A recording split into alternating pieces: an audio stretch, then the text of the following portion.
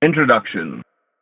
A reading from the selected talks of Sadguru Upasni Maharaj of Sakori, India. Volume 2, Part A, page 54. This talk is related to Prarabdha. Prarabdha is a Sanskrit word which means to begin, initiate or commence, enter upon, or entrepreneurship. According to Upasni Maharaj, to initiate means to incur prarabdha, to play a leadership role in decision-making, especially on matters of fate, destiny, or business matters, either for oneself, family, or an associated group. Prarabdha is incurred when one acts independently, when one plays an active and deciding role, rather than an inactive, passive, or supportive role. A reading from the selected talks of Sadguru Upasni Maharaj of Sakori, India. Having no prarabdha to their credit, women are normally entitled to attain godhood without any effort. In these days, however, they are given such education that they long to take responsibilities on themselves and act upon their own, with the result that they are denied their natural advantageous state of not forming any prarabdha. The present education makes them feel as to why they should not be independent. Why should they play second fiddle to their father or husband? Why should they not earn and spend on their own? Such thoughts of independence are really very harmful, because they not only make the effortless attainment of godhood impossible, but also lead them to actions which cause prarabdha and lead them to the endless chain of birth and death, and the consequent sufferings and pain.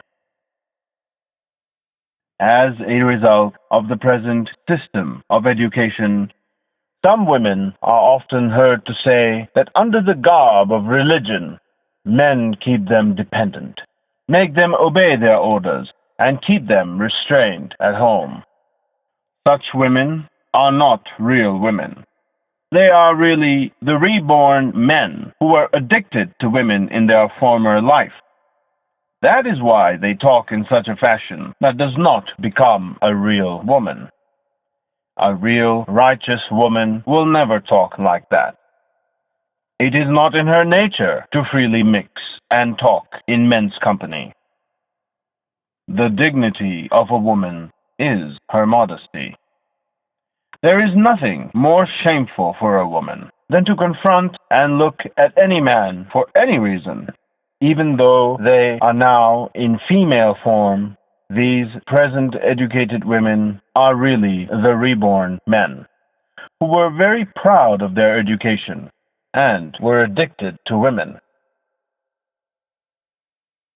It would be better if these women think over a little, appreciate and understand the importance of the prarabdha-less state of a woman, and then behave themselves as they should to liberate themselves from the prarabdha formed by their actions they had done as men in their previous life.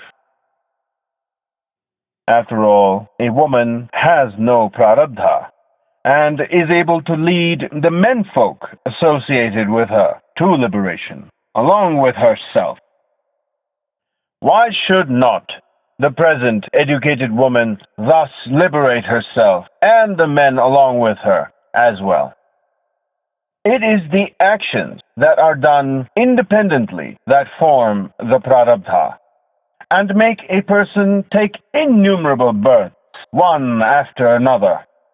As a woman now, to absolve herself from the prarabdha, it has been ordained that she, that was he in previous life, should do bhajana, puja, service of God and saints, study of detachment, etc. So also it is laid down that now as a woman she should remain virtuous and do no actions on her own. Prarabdha is made by a man and not by a woman, and the man can liberate himself easily through the prarabdhaless woman. In fact, it forms the principal means for him to do so. It is the prarabdhaless woman that is able to attain godhood first, and it is through such woman that man is able to reach the same. Thus, both the man and the woman, with mutual help, can quickly attain the bliss. It is thus evident that if a woman begins to act on her own, her actions will form prarabdha and lead her to endless births.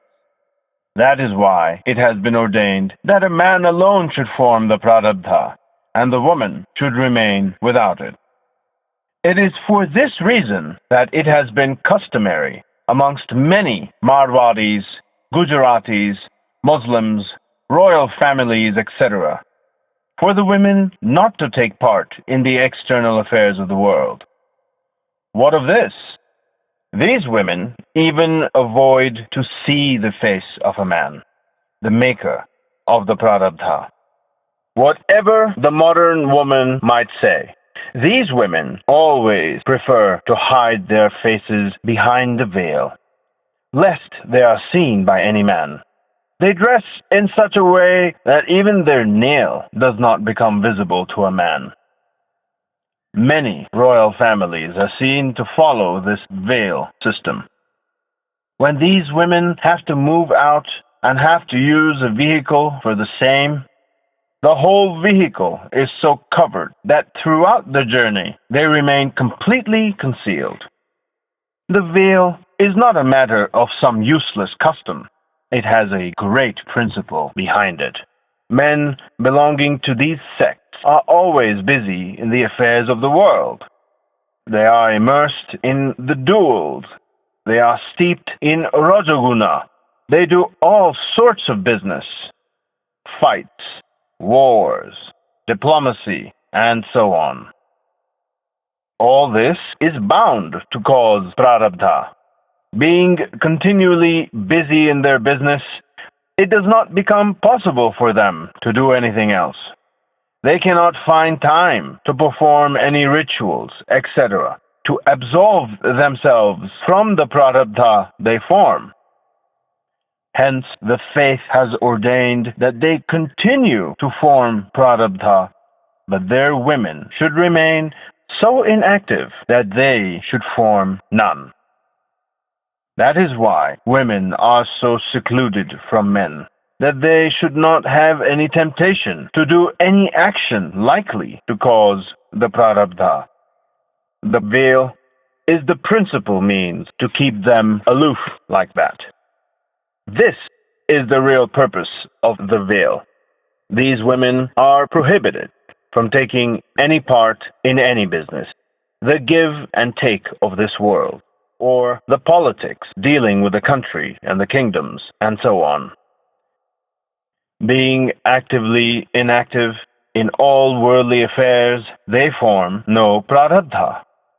They remain without any prarabdha, that is, virtually in the state of godhood, because God also is seen to remain in a similar prarabdhaless state. God has actually said, I am always in the heart of such prarabdhaless virtuous women. Due to such godly state these women remain in, that their menfolk are always seen to prosper in all walks of life, and their families are seen to derive both the temporal and spiritual good. In days of old, it was customary to choose a virtuous and charming girl as a bride. Such a girl is always seen to bring good luck, prosperity, fame, and virtuous progeny. It is obvious that the parents of such a girl must have similar qualities. After all, virtue alone can beget virtue. Children of really virtuous parents are bound to be virtuous. But look at the present children. They are seen to be the result of wicked and painful destiny. It is needless to say that their parents must be of similar nature. The fault of begetting such progeny thus lies with their parents. This points out the way to real improvement. A really virtuous girl is always without Prarabdha and forms the principal means to liberation. Such women serve as a happy medium for easy liberation of their menfolk steeped in Rajaguna and engrossed continually in the affairs of the world. It is, thus, in their own interest the men should endeavor to keep women in an inactive state, that is, in their natural state of prarabdhalessness. And this is exactly what has been ordained. There is another reason for endeavoring to keep a woman in that state. Even though her husband be steeped in Rajaguna, such a prarabdhaless woman always begets progeny with godly qualities. Her children are always virtuous and rise to importance in the world. They are healthy, handsome, respectable, always successful in whatever they undertake, and quickly rise in any walk of life. Such was the progeny the men of old used to have. Even today, wherever you see such children, investigation will always bring out the salient truth that they are born of an actively inactive, detached, virtuous, charming, and prarabdhaless mother. See a little carefully, and you will find that in the families of men of those sects doing big business successfully, or great successful politicians, diplomats, scholars, etc., the mother is always a passive, detached, simple, virtuous person given to God and the faith. Take this common example. If the soil be originally good, then with proper manure and nurturing, even a bad seed will grow into a fine tree. On the other hand, the best seed will grow into a rickety tree if the soil is bad. In the same way, if the women are virtuous, faultless, and prarabdhaless, their progeny is bound to turn out handsome, virtuous, prosperous, and successful in life. That is why it has been ordained for the mutual benefit of men and women that men alone should do all the actions that cause prarabdha, and yet get liberated from it through the medium of their women, who are born prarabdhaless, and who should be allowed to remain in the same state by keeping them aloof from all actions, and in an inactive, detached, simple, virtuous, and prarabdhaless state. And those sects are actually seen to behave like that today. Like a bad soil leading to the growth of bad trees, in these days the women, by adopting independent attitude, have commenced behaving and acting like men, and thus, by becoming the makers of prarabdha, have lost their natural prarabdhaless state, have spoilt their minds, and have become responsible for upbringing a progeny which is wicked, malicious, mean, and destructive. Oh, gentle women, you know that good soil alone yields the best corn.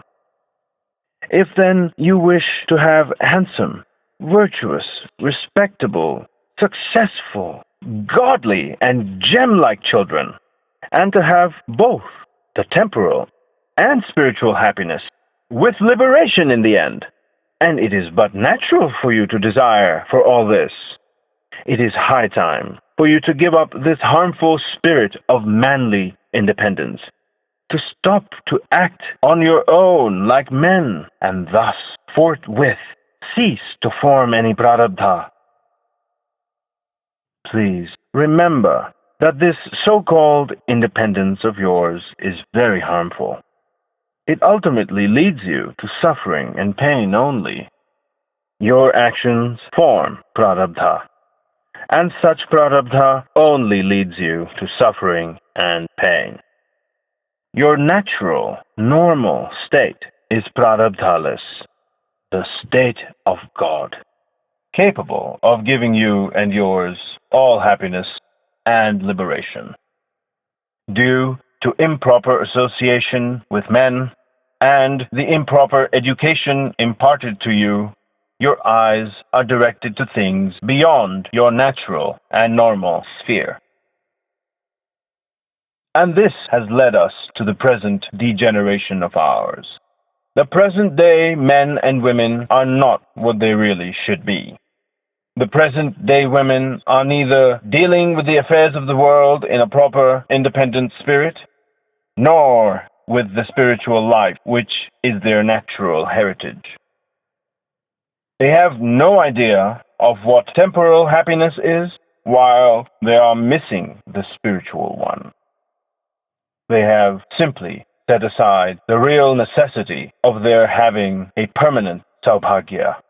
But for the female form, they resemble and behave like men. They are half men and half women. Even though externally they are females, their mental outlook is neither that of a man nor of a woman. In fact, they can be called sexless. Even though externally they are females, their mental outlook is neither that of a man nor of a woman. In fact, they can be called sexless. And they are bound to have a real sexless status in their ensuing birth.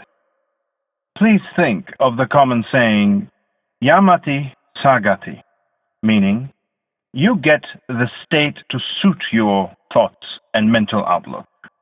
Or what Lord Sri Krishna has said in the Gita, Canto 8, Shlok 6,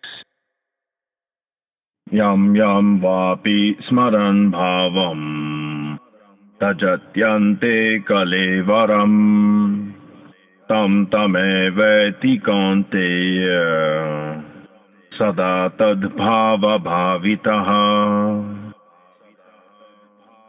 Yam yam vapi smaran bhavam tajatyante kalevaram tam tameveti kanteya sada tadbhava bhavitaha. Translated from the Sanskrit, it means, whatever state of being one remembers when he quits his body, that state he will attain without fail. This stanza means that the state in which the mind remains fixed at the end of the present life provides in the ensuing birth a body suitable to undergo the prarabdha thereof. It tells you that the sexless behavior and actions done in this life will provide one with a real sexless body in the ensuing birth. You know what sexless men and women are and look like. They are seen in every city. A sexless woman is utterly useless in every way. For worldly affairs, for family life, for serving God. This state will be inflicted on you due to your own manly actions done in the previous birth. Fair thinking will lead you to the conclusion that God has ordained that women should remain prarabdhaless for effortless attainment of both the temporal and spiritual happiness. And for this, she should follow her father prior to marriage and her husband after it. Or, in the case of predeceasing of the husband, her dutiful, virtuous son. You will appreciate that the natural prarabdhaless state is really advantageous in every way, and the so-called spirit of independence, to which one is wrongly introduced, is detrimental to one's own self-interest. and due to which one is forced to form the Prarabdha, leading to unnecessary suffering and pain. If, however, a woman assumes independence to attain higher spiritual qualities, to attain God, to attain the bliss, or for conducting all her associates to the same goal, there is no objection to such assumption of independence. It is the independence asserted for taking part in the worldly affairs and for behaving and acting like men that leads to the formation of harmful prarabdha, and hence it is very detrimental to one's own real interests. So please, be on the alert. I, Upasni Maharaj, belong to your class. I have been knowing for over many a previous life of mine the greatness and glory of a woman's role. Even the saints attain the state of a saint through a woman. Being a real woman from within, I am perfectly able to understand where the present woman is misled, misguided, and wrong. See if you can take advantage of my warning. Otherwise, it will only be reap as you sow. Yam yam vapi smaran bhavam tajatyante kalevaram tam tameveti kanteya sada tad bhava bhavitaha.